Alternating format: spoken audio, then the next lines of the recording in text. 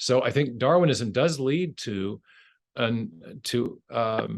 diminution of the value of human beings in the minds of people who hold to that theory. And I think that's tragic. I think we need to affirm the intrinsic value of human beings in a moral sense.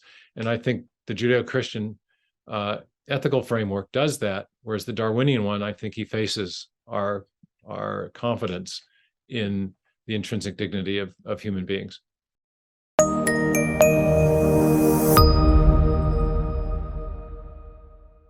I'm honored to have today as a guest in my program Dr. Stephen Meyer. Stephen Meyer received his PhD in the philosophy of science from the University of Cambridge. He's a former geophysicist and college professor, and now he directs the Center for Science and Culture at the Discovery Institute in Seattle. He is the author of 3 books. Dr. Meyer, it is a privilege to have you in my program today. It's an honor to be asked to join you, and at such a distance. The miracle of Zoom, right? Yes, I'm pleased for that. I have heard that your books should be considered a trilogy. Can you describe them briefly and how they relate to each other? The first book was based on a lot of thinking I'd done for quite a very long time about the question of whether or not it was possible to make a positive scientific case for intelligent design based on the digital code or the information that's stored in the DNA molecule. This was I attended a conference in the mid-'80s when I was a very young scientist about the origin of life problem, and it was divided between people who were staunch scientific materialists and committed to a chemical evolutionary approach to the origin of life. Chemical evolution is the theory that attempts to explain how you get the first living cell from simpler non-living chemicals. And on the other side of the panel at this conference were scientists who were becoming intrigued with the idea that we were perhaps looking at evidence of actual design in the cell because of the discovery, in particular, of the information-bearing properties of DNA, and also the role of the information in the DNA, that in the cell there is a complex information storage, transmission, and processing system. That the simple cell that Darwin knew about in the 19th century wasn't simple at all. It was extremely complex, and complex in an informational sense. I got really intrigued with this and wondered if the scientists on the side of the panel who were talking about the possibility of design might be onto something, but I wondered if it was possible to formulate that in a rigorous scientific way. And when I did my PhD studies in Cambridge, I found that the works of Charles Darwin were actually incredibly helpful to me, because Darwin was using a distinctive historical method of scientific investigation. He was trying to determine what happened in the remote past and what had caused certain things to happen in the remote past. And by and by, I ended up using the very method that Darwin used to show that you could make a scientific case for intelligent design, that a key criterion of a good scientific explanation of an event in the remote past has to do with the causal adequacy of the event you're proposing. And so, and he got this criterion from Charles Lyell, the famous geologist, who said that when we're trying to explain an event in the remote past, we need to be looking at causes now in operation. We should invoke causes that we know from our present experience are sufficient to produce the effect in question. Well, inside the DNA, there is digital information, there is code. Bill Gates, our famous software developer in the Seattle area where I live, has said that DNA is like a software program, but much more complex than any we've ever created. Well, we know from experience that it takes a mind to generate information. It takes a mind to generate a programmer to make a program. And generally, when we find information, especially if it's in an alphabetic or typographic or digital form, we know that the information comes from an intelligence. Think of a hieroglyphic inscription, or a paragraph in a book, or the information embedded in a radio signal. Information is a hallmark of mind. It's a product of mind. And so using the Darwin and Lyellian method of reasoning, I asked myself a question: well, what is the cause now in operation that produces digital information? and there's only one, and it's intelligence or mind. So I realized that you could make a very strong inference to intelligent design using a standard historical scientific method that had been ironically pioneered by Darwin himself, to come to the conclusion that we were looking at actual design, not just the appearance or illusion of design, as Darwinists had long said. So that was basically the argument of the first book, that origin of life research has come to a state of impasse. There aren't adequate materialistic explanations for the origin of the information needed to build the first life, but we do know of a cause that is sufficient to produce information. That cause is intelligence, and therefore we can infer as a best explanation that such an intelligence was at work in the origin of the very first cell and the information needed to produce it. So that was book one.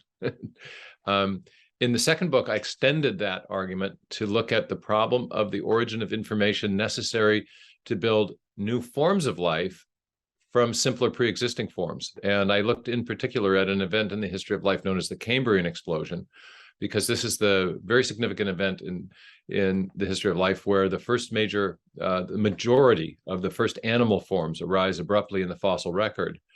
And the abrupt appearance of those forms in the fossil record presented one kind of mystery, which was, where are the missing ancestral forms that are supposed to be there on Darwin's picture of a gradually unfolding tree of life? Instead, we don't see a tree of life. We see something more like a lawn or a... Would you still consider them complex forms or simple forms?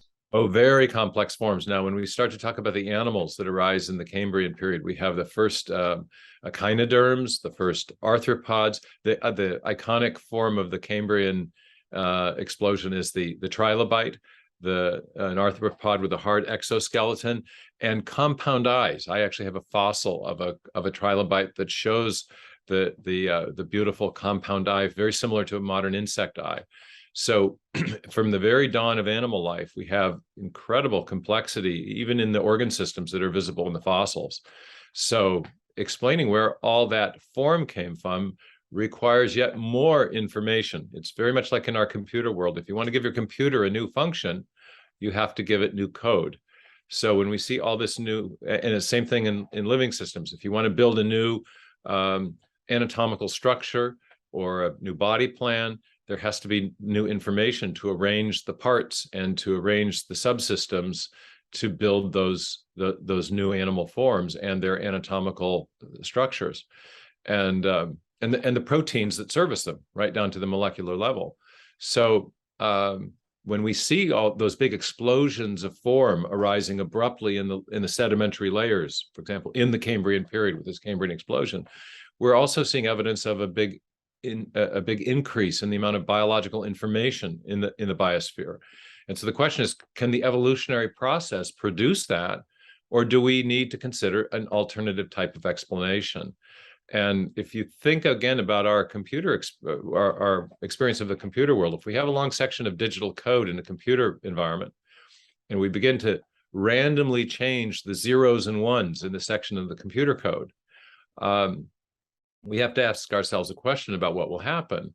Will that computer code degrade and lose function, or will it generate a fundamentally new computer program or operating system? And whenever I ask that as a rhetorical question to programmers, they always just laugh. They know that random changes to a section of functional code might not immediately destroy it. You might get a glitch or two initially, but not destroy the entire function. But very soon you're going to lose function, and long before you would ever generate a new program or operating system. And it turns out the same thing is true in the genetic context.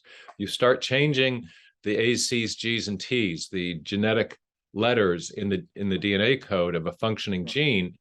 There are a certain number of such changes that will be permitted without destroying function, but after a very definable number, the proteins that are produced by a section of DNA cease to have stability and they unravel. And so again, long before you would produce a fundamentally new good thing, in this case a protein, you lose the function. That's what mutation and natural selection do. So they are not good mechanisms for explaining the origin of information. And I, in the book, look at the various evolutionary proposals for explaining the origin of information and explain in each case why they are inadequate. And instead then infer, again, that these big bursts of biological information are actually providing evidence of the activity of a designing mind, because we know of only one cause that can produce big bursts of information, and that's, again, a mind. So that was the argument of the second book, Darwin's Doubt, suggesting that there's strong evidence for intelligent design, not just in the origin of life, but in the history of life as well. And then in the third book, which is the one that has just come out, I address a question that my readers have been asking after reading the first two, which is, well, if there is evidence of intelligent design in biology, who would that intelligent designer be? What is the identity of that designing intelligence?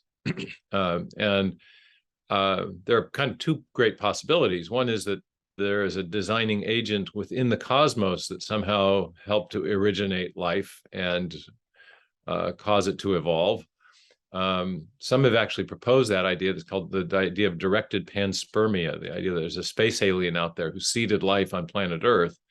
The other possibility is that life is the product of a transcendent intelligence, an intelligence that is beyond the universe, let's say, AKA God. Okay, so God or an alien, which is a better explanation of the design we see. And in this third book, I take that question head on, and also look at other competing worldviews beyond that might provide resources for explaining the origin of life. And in this case, I also look at the origin of the universe, because it's relevant to answering the question of the identity of the designer. If since biological systems arrive on the scene long after the beginning of the universe, it is at least logically possible that there is some sort of immanent intelligence that might have had a role in bringing life into existence. And some scientists, Francis Crick, even Richard Dawkins, has floated that idea, though I think he now regrets having done so. But I've never found that explanation very persuasive, because if you invoke an alien, then presumably that agent would have had to evolve on some other planet. And that would just take you back to the problem of the origin of the first life on that planet, which would take you back to the problem of the origin of information. And we have good reasons for doubting that chemical processes can produce information on their own. So that's just seemed to beg the question, or kick the problem out into space. And instead, by bringing in the evidence we have of design from physics and from the origin of the universe, I think we can make a strong case for what I call the God hypothesis. The physicists have been telling us now for about 50 years that the basic parameters of physics are finely tuned from the very beginning of the universe, against all odds and for no underlying physical reason, to make life possible in the universe. That's the so-called anthropic fine-tuning problem. And many physicists have tumbled to the conclusion that that points to a designing intelligence. Fine-tuning requires a fine-tuner.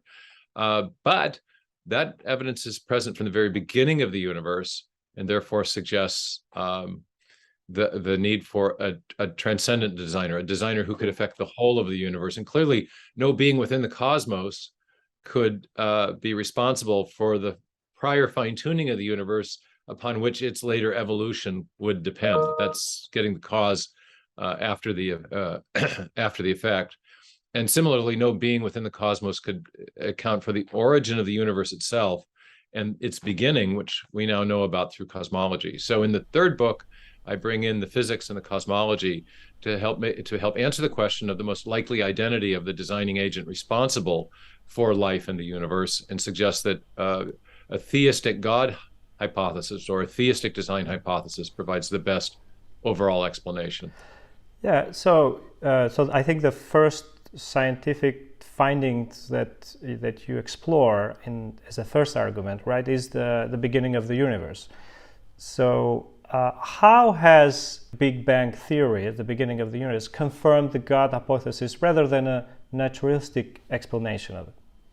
Well, the discovery of that the universe had a beginning, which first came from observational astronomy, with the evidence that the galaxies are receding away from us and suggesting that the universe is expanding in a roughly spherical manner, like a balloon being blown up, suggested to many scientists a beginning, because if you back extrapolate that process, if galaxies are moving outward now, in the forward direction of time, in the reverse direction of time, and progressively going back in the past, the universe would be getting smaller and smaller and smaller until finally you can't extrapolate any further, because everything would converge onto a point marking the beginning of the expansion and arguably the beginning of the universe itself. So that's a result that's come out of observational astronomy and has been confirmed in multiple ways. But then you also have evidence from physics, and the evidence that supports Einstein's theory of general relativity, which is a theory of gravity. And his idea is that massive bodies cause a curvature to space or space-time. And when you think about that, also in light of the current evidence of the expansion of the universe, if you back extrapolate, that means that matter and energy would be getting more and more densely concentrated, causing space to curve more and more tightly. And as you back extrapolate with that in mind, you get to a point where the curvature of space would go to a limiting case of it would become infinitely tightly curved. And after that, you couldn't curve it any more tightly, because infinite curvature corresponds to zero spatial volume. So when Stephen Hawking solved Einstein's field equations in the 1960s, he was able to develop what's called a singularity theorem. And based on general relativity, he proved that the universe must have a beginning, not only in a beginning to an expansion, but a beginning to space and time, as well as matter and energy. After all, you can't put anything in zero space. So you have this profound challenge to any materialistic explanation that comes out of the singularity theorem. And then a later theorem based on special relativity that was developed by three physicists, Bohr, Guth, and Vilenkin.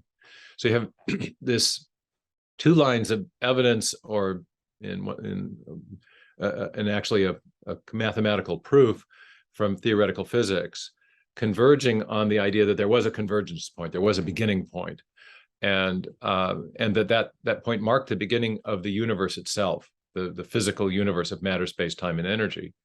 Now, if that's true, then it's very hard to conceive of any materialistic explanation for that, because the origin of matter is what needs to be explained. And before there was matter, you can't invoke matter to explain its origin. But what I used to say to my students, before the beginning of the universe, there was no matter to do the causing. Before the beginning of the matter, there was no matter to do the causing. And so materialism as a system of thought, not just individual materialistic theories, but as a system of thought, actually fails to explain the origin of the universe. There's no possible causally adequate explanation it could offer for such an event. Instead, the kind of explanation that would be necessary is one that invokes something that is not bound by space and time, or not, and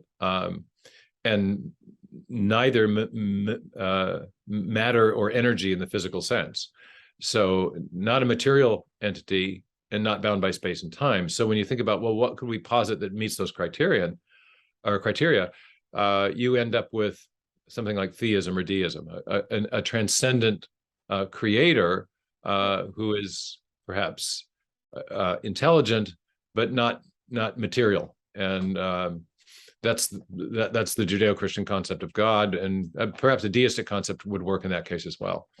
So it's a question of what type of entity would provide an adequate explanation for the event at hand. And my argument in the book is that only a transcendent intelligence of great power that also has a volitional capability, the ability to literally create a great change of state from nothing physical to everything that we have in the universe. We need a transcendent creator to explain that. I think I've heard or I've read quotes from Stephen Hawking that says, if we had gravity, then the universe would create itself. It seems to me that they call nothing and gravity, or called gravity nothing. Does it make sense? Well, you're alluding to a really interesting development in the debate, because Hawking in the 1960s and early 70s develops this singularity theorem, or proof for a beginning, using general relativity. After initially he did that in his own PhD thesis, and then working later with Roger Penrose, the great Oxford physicist, and George Ellis, the South African physicist, they developed these various singularity theorems showing that there was a big, and in one of the passages in the Ellis and Penrose book, they actually describe the singularities essentially the point of the creation of the universe. So, but Hawking was philosophically uncomfortable with his own conclusion. And so in the 1980s, he developed an alternative cosmological model he called quantum cosmology, based on a limitation in our thinking about gravity. If the idea was that when the universe was very, very small, small enough to be subject to quantum effects, or for quantum effects to be relevant, we weren't sure that general relativity would be a perfectly adequate theory of gravity for something that where quantum effects would become relevant. In his popular book, A Brief History of Time, he claims that he can get rid of the singularity, but then also acknowledges that it only vanishes as an intermediate step in a series of mathematical manipulations, and that the intermediate step involves something called imaginary time, and that has no application to the actual physical world. So when you convert back into real time, the singularity emerges. So the first thing to note about this new approach of quantum cosmology is that it doesn't get rid of the singularity. It presupposes it. And so they haven't really solved the problem of the beginning. But secondly, the explanation they offer for the origin of the universe involves pure math. It involves the mathematical equations imported from quantum physics to develop this idea of quantum gravity. And that's what Hawking's referring to. He says that there is a force such as gravity means that the universe can and will create itself out of nothing. Well, that's a kind of an incoherent statement on its face, because if there is gravity of any kind, then that's not nothing, and so the universe isn't creating itself out of nothing. But secondly, he says that there is a law such as gravity. Well, the laws of physics don't explain where things come from. The laws of physics describe what things do once they exist. So in his thinking, there's also a category mistake, the idea that somehow there's a law that could create something. But thirdly, these laws exist in his quantum gravity, in quantum cosmology, before there is any physical universe to describe, because after all, they're trying to get the laws to explain the creation of matter, space, time, and energy. And another physicist who's developed ideas like this, named Alexander Vilenkin, he asks this question. He says, well, what tablet could these laws be written on before there's matter, space, time, and energy? What are we talking about? We're talking about a realm of pure math, he says, and yet we know that math is conceptual and it exists in a mind. And he therefore asks the question, he says, are we therefore saying that a mind predated the universe? And Hawking himself tumbled to the same puzzle. He said, what puts fire in the equations that gives them a universe to describe? So here's my 3-point, well, I'll just give you a couple of the points of critique. First, the quantum gravity and quantum cosmology that they come up with doesn't get rid of the singularity. But secondly, it describes the origin of the universe as a consequence of pure math, the mathematical equations of quantum physics that have been used to develop a theory of quantum gravity. But that pure math exists independent of any physical universe. So they've actually created a philosophical dilemma that can really only be resolved by theism, the idea that there's a pre-existing mind in which these mathematical ideas reside, because math by itself doesn't create anything. It'd be like saying that the longitude and latitude lines on a map are responsible for the great height of the Himalayan mountains.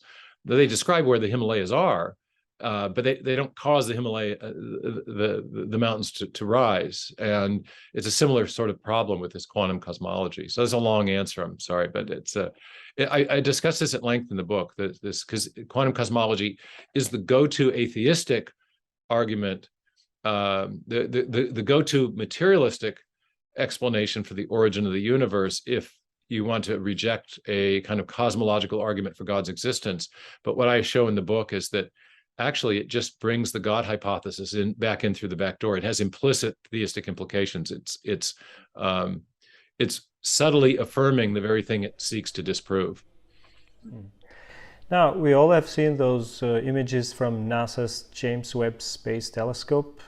Do they add anything into this discussion of the beginning of the universe? Because I've seen some titles, some of them seem speculative, or what's the discussion it's going on? There have been claims in the media that the evidence from the James Webb Telescope has undermined the case for the Big Bang Theory, but these are largely based on a single article by an independent physics researcher who's been critical, trying to challenge the Big Bang since the 1990s. He wrote a book in 1991 called "Says the Big Bang Never Happened." So there's not actually anything new here. He's kind of using the James Webb to resuscitate some of his older skeptical theories about the theory. The guy's name is Eric Lerner, and what gave him some superficial plausibility in this was the discovery that the initial data from the James Webb is showing that there are more galaxies early on than we would have expected. And so that's surprising. And he quoted an astronomer from the University of Kansas out of context, and she said that this was keeping her up late at night and making her wonder if everything we'd thought was wrong. But she later clarified, she was talking about her theories of galaxy formation, not about whether or not there was an expanding universe outward from a beginning, namely the Big Bang Theory. And so the media picked up on that and created a bit of a false narrative, I would say. In fact, what the James Webb has discovered is exactly what you would expect based on the Big Bang Theory to this point. And that is that when we look at the galaxies, the very, very distant galaxies, that would also therefore be what they would have looked like a very long time ago, the radiation coming from them is extremely long wavelength. It's stretched out. And this is what we didn't talk about this earlier, but when the astronomers first discovered that the galaxies were moving away, what they were detecting was light that had been stretched out or red shifted. If you shine light through a prism, the long wavelength light is the red light, the short wavelength light is the violet. And so when the spectral lines of light coming from distant galaxies are shifted en masse towards longer wavelengths, towards the red end of that spectrum, astronomers say that light is red shifted. That happens when you have an object moving away. Just as the pitch of a sound of train whistle will drop if the train is moving away from us. The light those sound waves will be stretched out, but in the case of light, as the waves are stretched out, they shift red. And so the problem though is that things are very, very far away. Then the light or the electromagnetic radiation coming from them will be shifted out of the visible range. It won't be in the red to violet range. It should be in the infrared range, which is super, or what I've called uber red shifted. Okay, very, very red shifted, and that's exactly what the James Webb has detected from these very, very ancient galaxies. In fact, there would be no ancient galaxies to discuss if the light weren't super redshifted, because the James Webb was constructed specifically to detect that kind of radiation. They have to supercool it to detect the infrared radiation, and the fact that it has detected light coming from very distant galaxies shows that the kind of radiation we would expect to be present is exactly the kind that's predicted by the Big Bang. And so there's actually a confirmation of the Big Bang theory and the data that are coming in already, not the opposite. So the media kind of missed this one. I have an article, it's up on my website, and it's at the Daily Wired right now. I wrote a short article explaining all this that your listeners and viewers might want to track down. Thank you. Now, you talk a lot in your book about the life-permitting universe. Can you mention briefly some of those which are called, I think, cosmological constants? Well, the anthropic fine-tuning parameters. So there are these basic physical parameters, very fundamental parameters of physics that are necessary to make life possible in the universe, to even make basic chemistry possible. And most of those are present from the very beginning of the universe. One is the cosmological constant, as you mentioned, the force that's responsible for the expansion of the universe. Physicists have calculated that that force of expansion is in a beautiful sweet spot. If it were a smidgen stronger, pushing outward harder, or a smidgen smaller, the universe would either expand into a heat death or collapse back on itself into a big crunch. And the fine-tuning required that to get a life-permitting universe is about 1 part in 10 to the 90th power. That's a estimate, a widely accepted estimate among physicists. Now, there are only 10 to the 80th elementary particles in the universe. So to get an idea of just how improbable it would be to find that sweet spot, you would have to imagine something like, imagine that you had a blindfolded man floating in free space, trying to identify one of those elementary particles in our universe by chance, but realizing that our universe is only 1/10 billion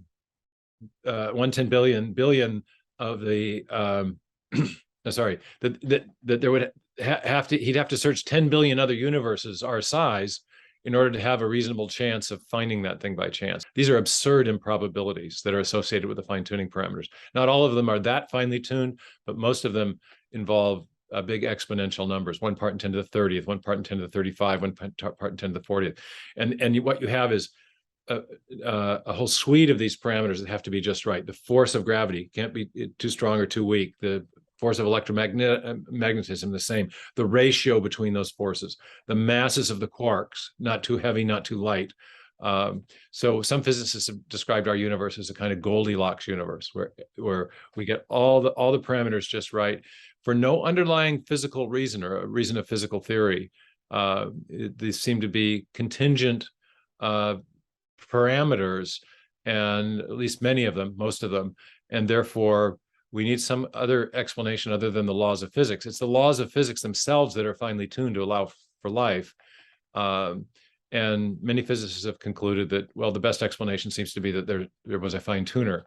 Some are now proposing something called the multiverse hypothesis, which we can talk about as well. But that's become the somewhat extremely counterintuitive but go-to atheistic explanation for fine tuning.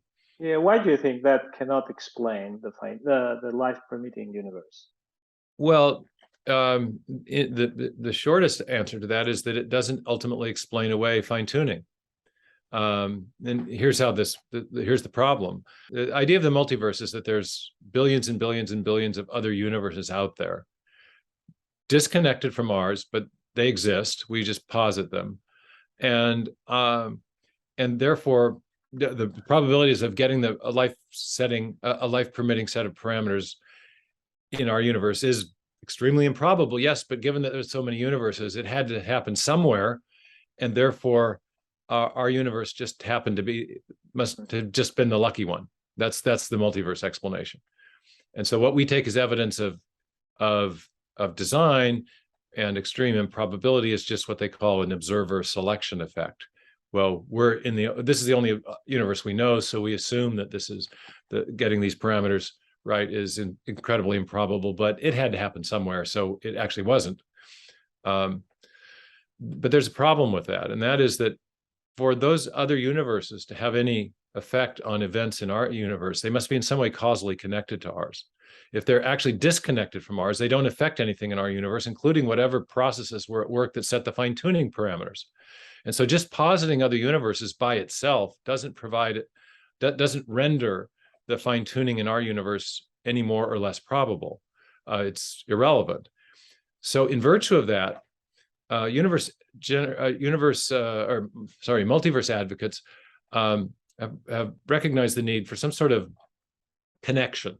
And they've posited universe-generating mechanisms which provide a kind of common cause for all the universes. And in that way, they can portray our universe as the lucky winner in a great cosmic lottery. But that's where the rub comes in, because the universe-generating mechanisms that have been proposed only generate universes if they themselves are finely tuned. For example, something called inflationary cosmology generates, this is all in the hypothetical, but it posits a force called an inflaton field that rapidly expands the universe. And then if the inflaton field is shut off at just the right time, in just the right time interval, and in just the right amount, it will, in theory, spit out a new universe. And then the process will be continued ad infinitum into the future, getting lots and lots of new universes with different sets of initial conditions. The problem, though, is that inflaton field shutoff mechanism itself has to be finely tuned, even in theory, to generate new universes. So you're right back to where you started. Another universe-generating mechanism has been proposed on the basis of string theory, and that mechanism also requires fine-tuning. So the fine-tuning just leads you, the attempt to explain the fine-tuning just leads you back to more fine-tuning if you adopt a multiverse approach. So it doesn't ultimately get rid of fine-tuning, it presupposes it. And yet so it provides no ultimate explanation for fine-tuning. And yet we do have one based on our uniform and repeated experience. Systems that are finely tuned. And by fine-tuning in this context, we mean an ensemble of parameters, of separate parameters that have very specific values or tolerances or features that are necessary to allow the system as a whole to perform a discernible function or significant or generate a significant outcome. So we think of the things we know of that are fine-tuned, French recipes, or internal combustion engines, or just the way we used to set the radio dial on the old-fashioned radios. Fine-tuning is something we know arises from the action of intelligent agents. So given that the multiverse doesn't provide an ultimate explanation for fine-tuning, and we do know of a cause that does generate finely tuned systems, intelligent design remains as the best explanation. Yeah, I would like to focus our discussion now for the remaining minutes to the theory of evolution.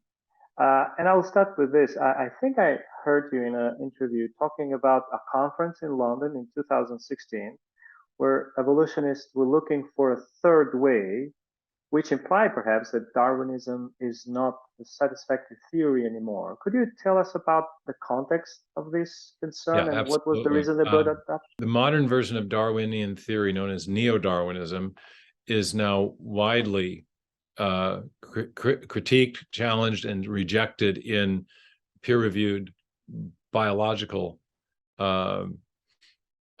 publications, including the writings of evolutionary biologists themselves. There was a scientist at this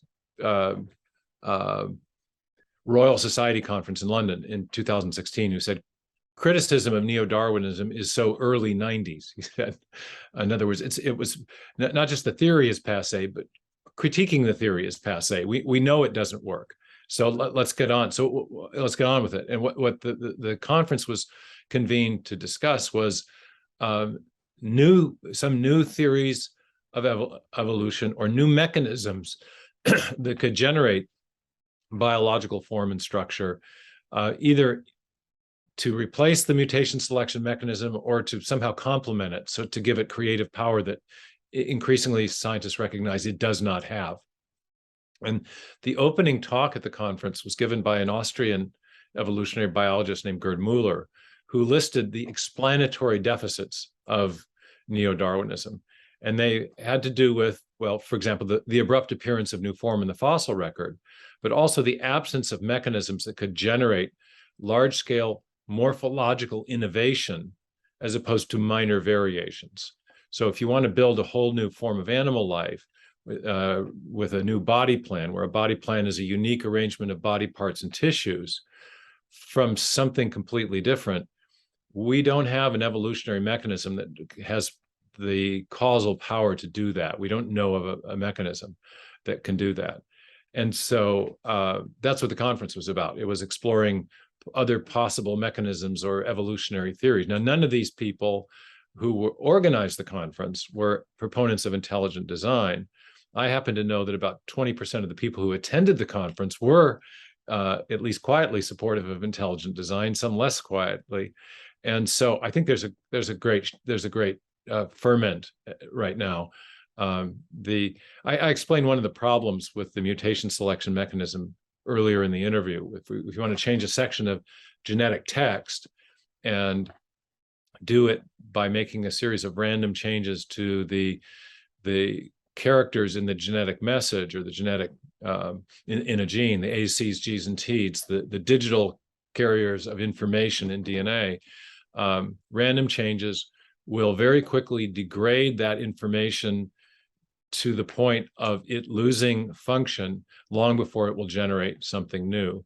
There's an underlying mathematical reason for this that I've explored in my books. It's our colleague David Berlinski calls it the problem of combinatorial inflation. Turns out there are far more ways of arranging the genetic letters, the A's, C's, G's, and T's, that will generate gibberish than there are ways that will generate meaningful genetic text that will produce proteins.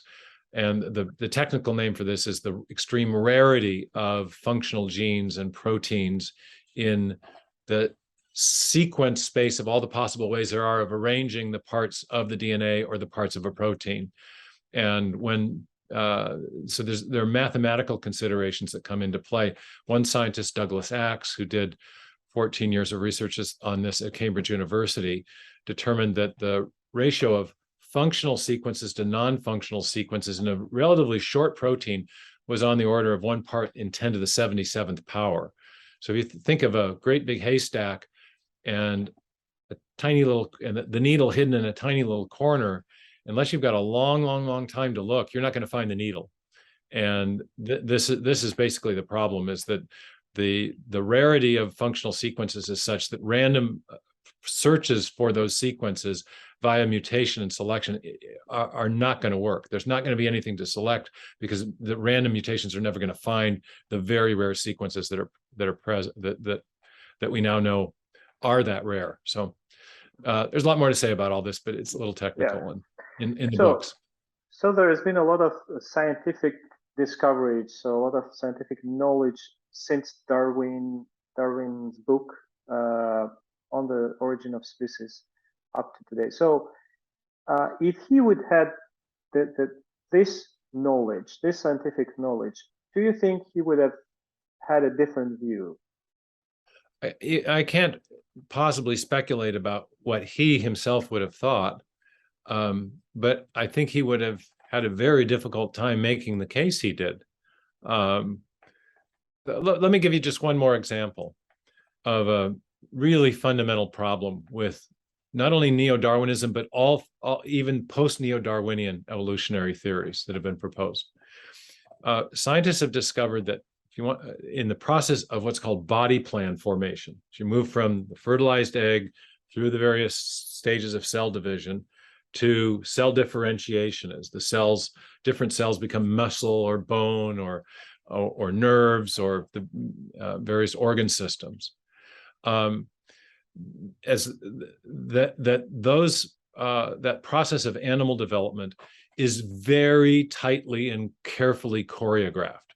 That certain cells turn on, the genetic information for making certain types of cells turn on at one time, at very precise times, and others at other precise times. And as they've mapped out the flow of information that's required to coordinate that process of animal development, I wish I had a visual aid right now, but it looks like an integrated circuit. And I have a picture of this in the book Darwin's Doubt. Much of this work was done at Caltech by a scientist named Eric Davidson. And these circuits, they're called developmental gene regulatory networks. And what Davidson discovered is that they involve gene expression. So a gene turns on a certain protein at a certain time, which regulates the turning on of another gene or the shutting off of another gene, which in turn turns on something else or shuts off something else, all at the right time. So it's a network of genes and their products, gene products, either proteins or regulatory RNAs, that are coordinating the turning on and turning off of genes for the production of certain products at just the right time to service certain cells and cause the differentiation of different types of cells during animal development. It's a phenomenally beautiful and tightly choreographed process. What Davidson realized is that if you perturb any of the essential elements of these gene regulatory networks, the system as a whole just shuts down and the animal ceases to develop. It gets destroyed. So it illustrates something in engineering that's known as the constraints problem, or the constraints principle. The more it's tightly integrated a system, the more difficult it is to perturb any part of the system without defect to the whole. So here's the problem. You've got this integrated circuit of information control called a gene regulatory network. It's absolutely necessary to build an animal form to get to full development of an animal form, but it can't be perturbed. So how do you ever mutate or change one animal body plan into another if the underlying developmental gene regulatory network, which is necessary to build the animal body plan, can't be changed? It imposes a limit on large-scale morphological change. And that problem applies not only to old-fashioned neo-Darwinism, the standard textbook theory of evolution that we all learn, but it applies to all the new theories that have been proposed: natural genetic engineering and self-organization and neo-Lamarckian epigenetic inheritance. And there's a whole suite of new evolutionary theories that are being proposed to try to solve the problems that neo-Darwinism faces. But those theories have failed as well. They don't explain the origin of the information you need to build new form, and they don't explain how you can perturb these gene regulatory networks. So you have really big unsolved problems. Eric Davidson, who was no friend of intelligent design, was also deeply, deeply skeptical and dismissive of attempts to solve these problems within neo-Darwinian framework. So I want to talk just a little about the ethical aspect of evolutionist statements or Darwinian statements such as this, for example, and I quote, "There is no fundamental difference between man and the higher mammal in their mental faculties." What do you think of if someone will use the same statements for the general public or in universities? Well, this has been an ethical implication, or at least a metaphysical implication of Darwinism from the beginning, that in order for Darwinian theory to work, you have to deny an ancient philosophical idea called essentialism, the idea that there are essential or qualitative differences between different forms of life, and especially between humans and lower animals. And I do use the word lower intentionally. There are qualitative differences that are obvious to our observation. The highest primates don't use mathematics. They don't tell jokes. They don't engineer multi-part systems. They don't use language. They don't create symphonies. They don't study us. We study them. There are clear qualitative differences that are obvious that make humans different from other animals. Darwinism denies that there are essential differences. It affirms, rather, that all biological forms are infinitely elastic and malleable. It's a necessary condition of there being an evolutionary process over time. And so, for example, Peter Singer, a bioethicist at Princeton University, has argued that For example, a newborn baby is of less value than a 3-year-old dog or a cat, because obviously the baby is more dependent and the dog or cat can perform certain functions for us by that age.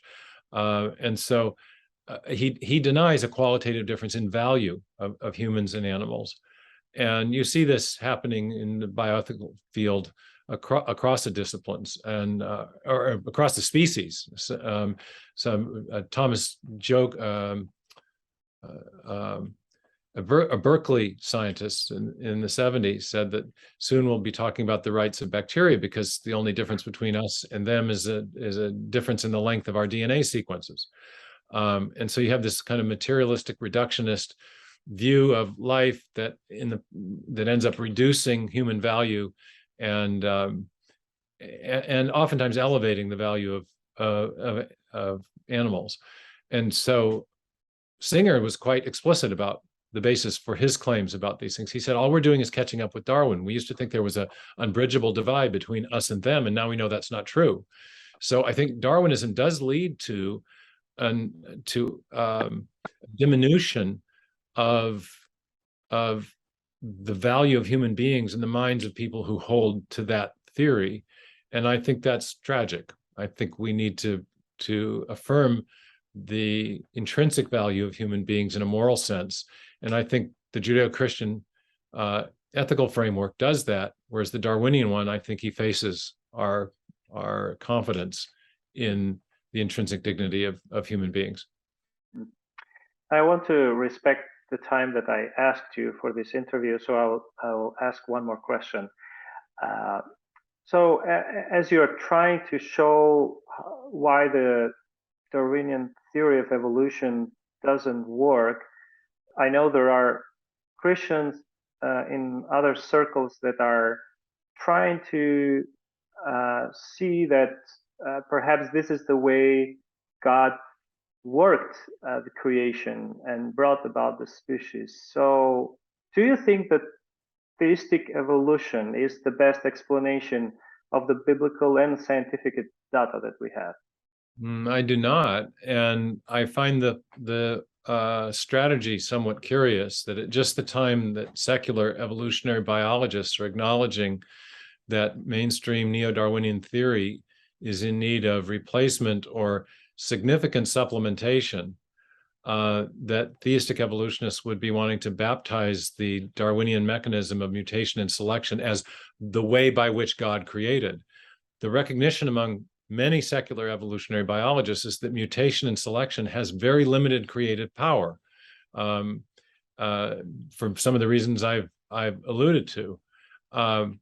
So if the mechanism has limited creative power, why say that that's the means by which God created? If you wanted to say he did something else over and above that, well, that would be some sort of theory of intelligent design. But they typically don't say that. They want to say that he worked through these known mechanisms and in a way which made his own activity undetectable. And that's a scientific problem. If the neo-Darwinian mechanism lacks creative power, then invoking that as the means by which God created lacks scientific explanatory power. It makes no sense. But it isn't just, I think in addition to there being scientific problems with theistic evolution, I think there are also theological problems, because the essence of the Darwinian claim is that the appearance of design is the product of an undirected, unguided process. That's why it's merely an appearance and not real. Richard Dawkins has said, biology is the study of complicated things that give the appearance of having been designed for a purpose. And that's his way of saying there is no actual design, only the illusion of design. Francisco Ayala says that in Darwinism we have design, meaning the effect, without a designer, because the undirected process of mutation and selection does all the work. So if mutation and selection are in effect designer substitutes, then what exactly is God doing in the theistic evolutionary scenario? Usually it's something vague like upholding the laws of nature in a way that we can't detect, But that really, I think, results in a very diminished form of divine sovereignty. God has nothing to do in the theistic evolutionary scenario other than sort of watch the process unfold from the mezzanine. And anyway, there are another way to put it is, if the Darwinian mechanism is inherently unguided and undirected, and that's something that Darwinists necessarily affirm because they deny there's any real design. It's all merely the appearance of design. And because it's apparent design and not real, then we can be sure that the mechanism is unguided. If it were guided, then the design would be real, but it's not. So it's unguided. So how does God then guide an unguided mechanism? That's a logical problem. So you've got theological problems in that God doesn't seem to be doing anything in creation other than in a very remote sense, possibly creating the universe at the beginning and keeping the laws of nature going. But he has no active role in the production of forms of life. That's all done by these impersonal mechanisms.